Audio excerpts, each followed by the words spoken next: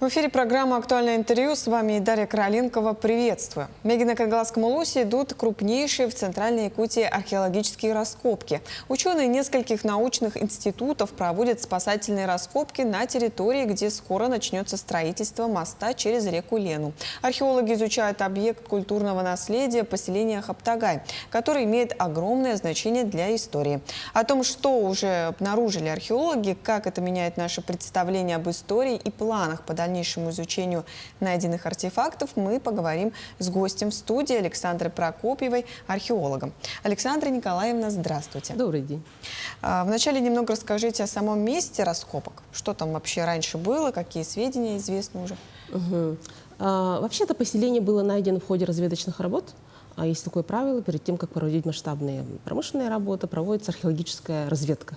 И вот в 2020 году была проведена разведка нашим институтом, было выявлено поселение на довольно обширной территории. И так получилось, что через часть этого поселения должен проходить как раз мост, это зона проектирования, строительства, обслуживания. И поэтому нам необходимо очистить эту территорию, чтобы не был нарушен культурный слой, культурные остатки в ходе строительства самих работ. А что там вот раньше было?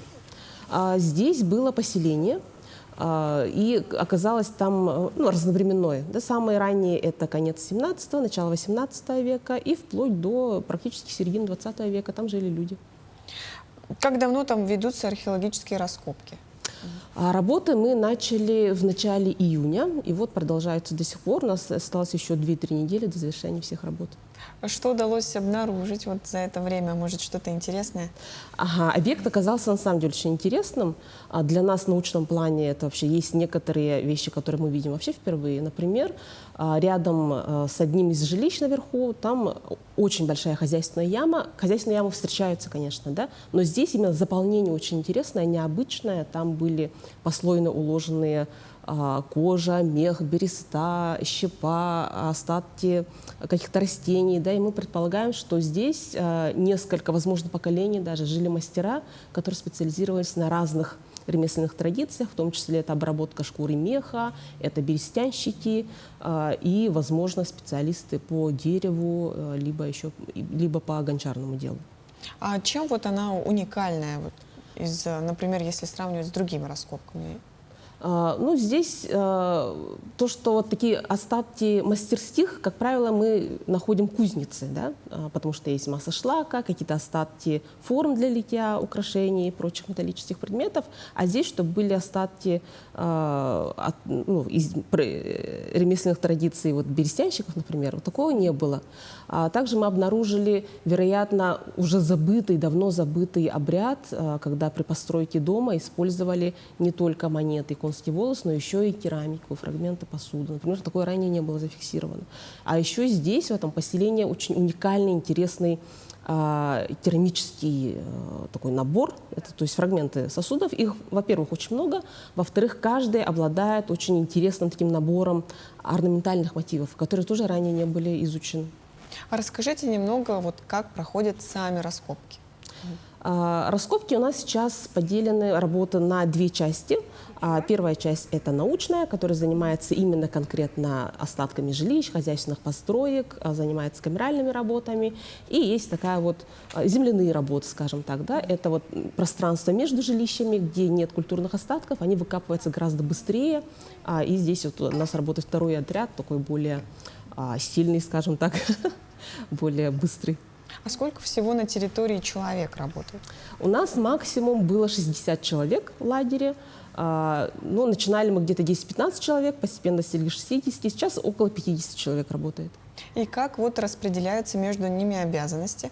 У нас есть наши старшие научные, скажем так, отряд работники, которые курируют в целом всю работу. И они курируют и земляные работы, и научные работы, и камеральную часть. Есть те, которые занимаются бытом, обустройством лагерей, вопросами хозяйственной такой деятельности. И, конечно, основная часть — это сами работники. И они состоят как из студентов-историков, так и просто пожелавших принять участие в этих раскопках волонтеров. А сколько по времени в день работ занимает? В 7:30 у нас подъем, потом у нас завтрак, в 9 мы идем на работу, в час у нас уже перерыв на обед. И в 3 выходим опять на работу, до 7 работаем, после уже в ужин свободное время. Если очень жарко, мы обед делаем чуть дольше, потому что сейчас стояли очень жаркие дни, когда, конечно, физически тяжело работать под таким солнцепёком. То есть я так правильно понимаю, что студенты, практиканты тоже могут принять участие? Да, да. И как, нравится ли, популярно ли? Здесь у нас были разные практиканты. Были вот из Якутского художественного училища, из исторического факультета, из Арктического государственного института. И там, конечно, в зависимости от того, насколько люди были подготовлены и морально, и физически, ощущения были, конечно, разные. Историки более подготовлены, они знают, что такое археология. А вот художникам, например, было иногда сложно, тяжело, потому что все-таки постоянно находиться круглосуточно на открытом воздухе, и в дождь, и в жару.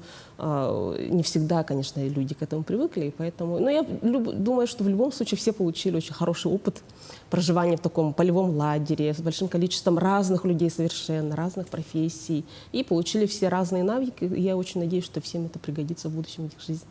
А что студенты, чем они занимались? Студенты, например, вот практиканты из художественного училища, они в основном занимались зарисовкой археологического предмета, потому что археологический рисунок — это отдельное направление, которым тоже надо, навыкам которого обладать. И те ребята, которые показали очень хорошие результаты, мы их оставили уже в качестве работников, они уже получают зарплату за свою работу, то, что делают зарисовки находок. Вот. Студенты АДТ, они занимались уже, собственно, археологическими работами, это культурологи, и они узнали вот на своем опыте, как появляется археологический предмет, как нужно его промывать, шифровать, как он потом поступает в музейное собрание, например. И вот тогда встречный вопрос, какие могут сложности возникнуть во время раскопок? Конечно, сложности бывают всегда, но нет таких сложностей, которых невозможно было преодолеть. Советуюсь с коллегами и там, на опыте и себя, и старшего поколения. Да? И сложности, конечно, это погодные условия, против которых мы вообще никак не можем не повлиять на них, но это только создать условия. Например, когда вот был очень сильный дождь, гроза, у нас там часть палаток улетела, спальники были мокрые, нужно было срочно эвакуировать людей в село. Ну, тем не менее, мы с этим всем справились, конечно. Вот. И, конечно, второе, это, собственно, уже зависит от самого человека, да, от того, насколько человеку комфортно жить в вот таких тяжелых условиях и с одним и тем же коллективом каждый день, потому что это не всегда легко. И, конечно, не все с нами прошли вот весь путь 3 месяца, некоторые там решили, что им тяжело по разным причинам и, к сожалению, быстро уехали, но тем не менее, думаю, все равно это воспоминание на всю жизнь. Вот у вас, как археолога, какая находка больше всего впечатлила? Мне очень понравились такие, связанные с детством, наверное, это находки. Это маленькая такая тальниковая корова, и вырезанные из бересты фигурки очень интересные. Пока еще не поняли, что они обозначают, но над этим мы будем думать. И там у нас в хозяйственных ямах тоже разные находки неожиданные встречаются. И вот мы иногда вечером сидим за ужином, думаем, что они имели в виду, зачем они это положили. Вот такое. Вы так какие-то истории составляете? Да, пытаемся понять. Сезон уже завершается. Все ли успеваете исследовать или еще что-то, может быть, осталось? В части вот изъятия из земли мы успеваем все сделать. Мы надеемся, что к 16-20 числу мы закончим полностью и уже уедем из лагеря. Но, конечно же, нас ждет очень большая, длительная лабораторная, камеральная работа, которая будет продолжаться всю осень, практически до зимы. Это обработка всех артефактов, подготовка их передачи в музейный фонд и, конечно, проведение таких исследований, как, возможно, передадим что-то на датировку, на определение зоологам, биологам. Ну и вот такая чисто лабораторная, научно-исследовательская же работа ждет. А вот можете рассказать немножко про исследовательскую работу, как она проходит? Вот есть часть, которая камеральная, то есть это работа с самими предметами, да, потому что каждый предмет нужно измерить, сфотографировать, зарисовать, все это внести в опись, составить из них каталоги, да, для отчета. И вторая часть — это уже такая текстовая, где мы пишем очень подробный отчет всей проделанной работы, даем характеристику всей местности, растительности, состава почвы, глубины залегания предметов и так далее. Это у нас как раз-таки отчет по открытому листу, который сдает каждый археолог, и без того, что ты сдал этот отчет, его приняли в Институт археологии РАН и дали тебе новый открытый лист, ты не можешь быть археологом. Археолог — это тот, кто имеет вот как раз документ, открытый лист, который дает право на проведение археологических раскопок. Вот вам, как археологу, какая часть работы больше всего нравится, исследовательская или все-таки вот раскопки? Ну, я думаю, больше всего нравится, когда удается найти баланс, потому что слишком много поля тоже утомительно, да? Когда очень много находок, соответственно, у тебя зима тоже будет очень нагруженной, а помимо написания отчета полевого есть еще другая научная деятельность, она, к сожалению, тогда остается немножко ущемленной, да? Поэтому лучше держать баланс. Зимой работать в камералке и писать отчеты, научные статьи тоже очень увлекательно. Поэтому здесь вот, ну, баланс, наверное, приходит с опытом. Но появились ли, может быть, какие-то научные новые гипотезы, которые могут изменить представление ученых вот об этих местах?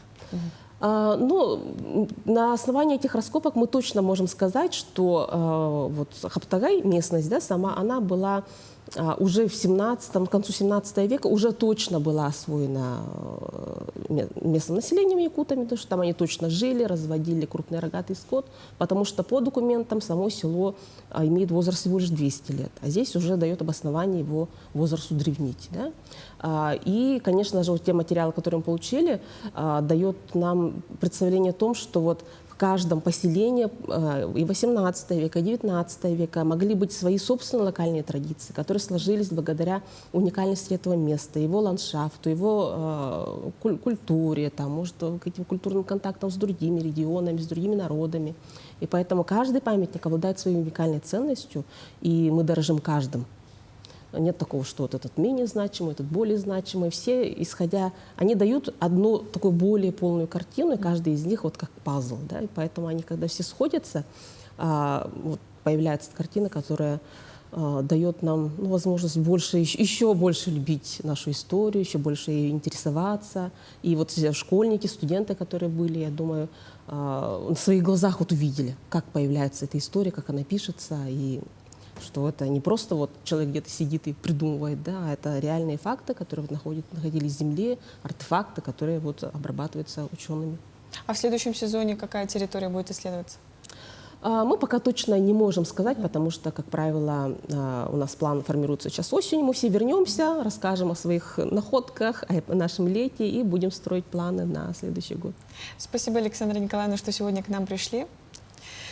У нас в гостях была Александра Прокопьева, археолог. Мы говорили об археологических раскопках в Мегино-Когласском районе. Это была программа «Актуальное интервью». До встречи.